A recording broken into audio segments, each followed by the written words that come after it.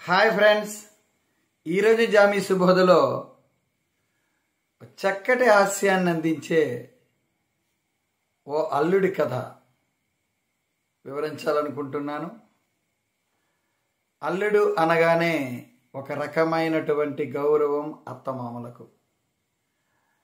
అల్లుడికి ఉన్న ఆ గౌరవం చెక్కు చెదరకుండా ఉండాలంటే అల్లుడు ఎప్పుడు కూడా హుందాగా ఉండాలి. మరి ఈ అల్లుడు అనుకోకుండా ఒకసారి అత్తవారింటికి రావడం జరిగింది. అంటే తన భార్యతో కాకుండా అనుకోకుండా రావడం.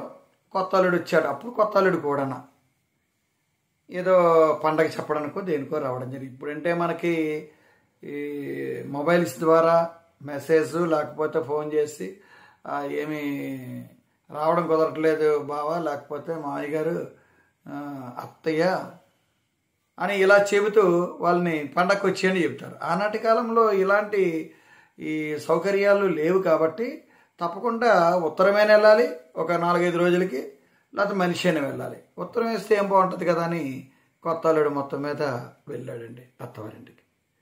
అత్తవారింటికి వెళ్ళిన వెంటనే అత్తమామలు కంగారు పడ్డారు. ముందు సహజంగా అల్లుడు కూతురు కలిసి వస్తే అది ఒక రకమైన ఆనందం. కేవలం కూతురు వస్తే ఒక రకమైన భయం. అల్లుడే వచ్చాడనుకో ఒక రకమైన విచిత్రం. ఇద్దరు కలిసి వచ్చారనుకో ఆనందం. అంటే ఇద్దరు అన్యోన్యంగా ఉన్నారని. ఏ ఒకరు వచ్చినా ఏదైనా ప్రమాదం జరిగిందా, అల్లుడు కానీ వీళ్ళిద్దరూ ఏమైనా దెబ్బలాడుకున్నారా, పోట్లాడుకున్నారా అనే ఆలోచన వచ్చే విధంగా ఉంటుంది. అల్లుడిని చూడగానే వెంటనే అల్లుడు గారు బాగున్నారా, ఏంటి బాబు అమ్మాయి రాలేదా ఏంటి అని మావయ్య గారు అత్తయ్య గారు అడిగారు. మావయ్య గారు ఏమీ లేదు, ఇంకా ఇద్దరం ఎందుకని రాలేదు, పండగ చెప్పడానికి వచ్చాను, మీరేం కంగారు పడిపోవద్దండి, పండగ చెప్పడానికి వచ్చాను నేను, చెప్పి మళ్ళీ వెంటనే వెళ్ళిపోతాను నేను అన్నా.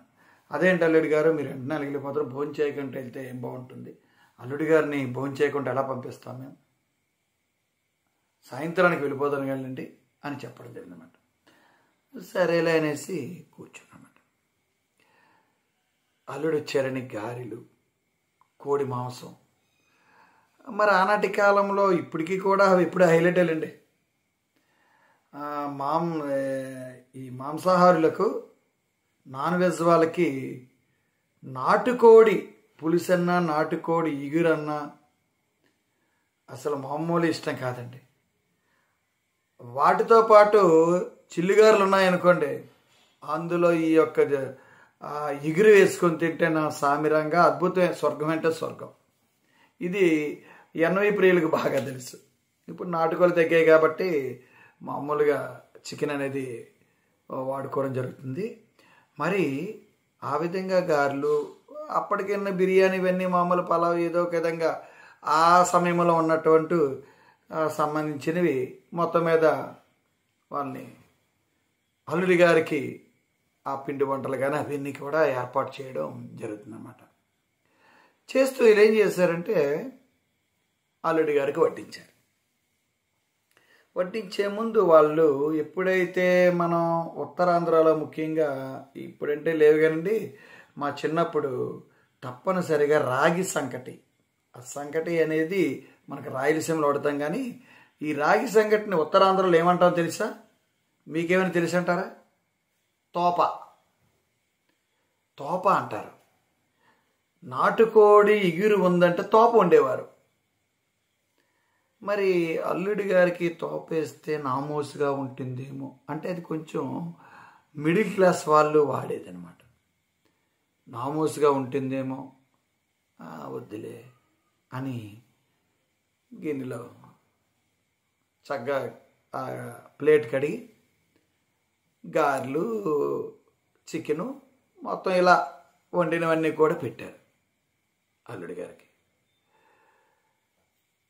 ఎప్పుడైతే ఈ యొక్క ప్లేటు అంచుని చిన్నది తోప కొనుండిపోయింది.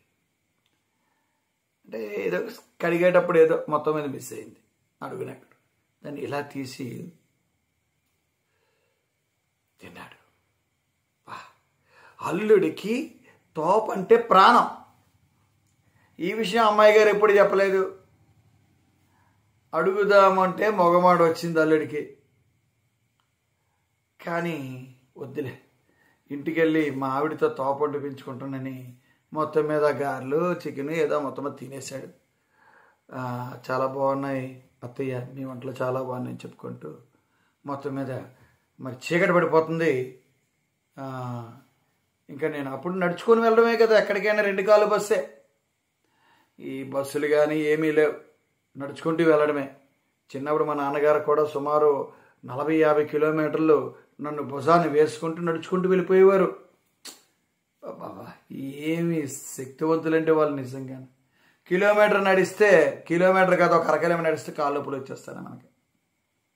40-50 కిలోమీటర్లు నడిచేవారు.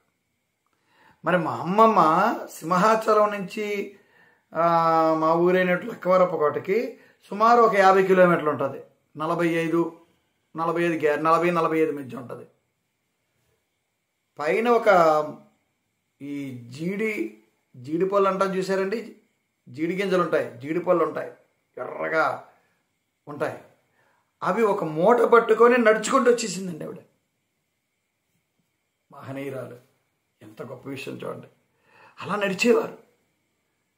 అయితే మరి చీకటి పడిపోతుంది కదా, నేను బయలుదేరేస్తున్నాను. 3 గంటలకి బయలుదేరి ఎక్కడ మర్చిపోతున్నామని దారి గుండా తోప తోప తోప తోప తోప అనుకుంటూ మొత్తం మీద వస్తున్నానంటే తోప తోప తోప అనుకొని దారిలో అనుకోకుండా ఒక దుబ్బుని తనుకొని పడిపోయాడు. గడ్డి దుబ్బు ఉంటా చూసారా, ఆ దుబ్బుని తనుకొని పడిపోయి తోపన పడిపోయి దుబ్బు దుబ్బు దుబ్బు దుబ్బు అనుకొని వెళ్ళిపోతాడు. ఇంటికి కాబగా వెళ్ళిపోయాడు. ఏమే చెప్పేశాను, పండగ చెప్పేశాను నేను, మరి నాకు అర్జెంటుగా దుబ్బు అండి అంటాడు.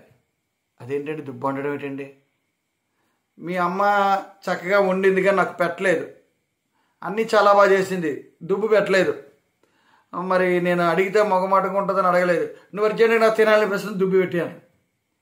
ఏమండి మీకేమైనా పిచ్చిగానే పెట్టింది దుబ్బేను? ఏంటి నన్ను పిచ్చి పెట్టింది అంటాను? నువ్వు ఎలా కనబడుతున్నాను అంటే నేను అడిగానని లోకు అయిపోయాను. నీకు దుబ్బు వండమంటే వండవా? నీకు తెలియదా? మీ అమ్మ వండుతుంది కదా, నీకు ఎందుకు తెలియదు అంటాడు. ఏమండి ఏమైందండి మీకు? దుబ్బు అంటారు ఏంటంటే, దుబ్బు ఎక్కడైనా తినే పదార్థం ఎక్కడ ఉందండి బాబు అంటే, మీ అమ్మ వండింది, నేను చిన్నది ప్లేట్ వండుకుంటే తిన్నాను, నేను దుబ్బు వండలేబెట్టి నువ్వు అంటాడు. ఏంటండి దుబ్బు ఏంటండి అని, ఏంటి వెటకారంగా ఉందా అని ఏం చేశాడంటే ఆ కోపం వచ్చి వండనాన్నది. దుబ్బు వండడం ఏంటండి, అసలు మీకు మతిపోయింది, అసలు ఏమైంది మీకు, అసలు వెటకారంగా ఉంది అని అడిగితే, ఏం నాకు వెటకారంగా ఉందా అనుకో హాట్మని ఇస్తాడు. ఇలాగా దుబ్బు వండమంటే వండట్లేదని కొట్టేస్తుంటమ్మా. పక్కన సోరమ్మ నా ఆవిడొచ్చి, ఒరే ఒరే ఒరే అల్లుడు ఏంట్రా నీకు బుద్ధి ఉందా లేదురా, ఏంట్రా పిల్లని అలాగా తోపరాకు కొట్టేస్తాను నువ్వు అన్నది. అంటే ఉత్తరాంధ్ర యాసలో గట్టిగా ఎక్కువసార్లు కొట్టిస్తూ ఉంటే తోపరాకు కొట్టేస్తానవరా అంటారన్నమాట. దుబ్బు కాదు తోప, తోప వండమంటే వండట్లేదండి. ఒరే ఎవరైనా తోప వండమని అడుగుతారు, దుబ్బు వండమంటే ఎలా వండుతారా, నీ మోకం తాగలేట, భలే ఉందిరా నీతో వ్యవహారం అని చెప్పడం జరిగిందండి. ఇదండి ఉత్తరాంధ్రలో ఏదో ఒక ప్రసిద్ధమైన చిన్న కథ.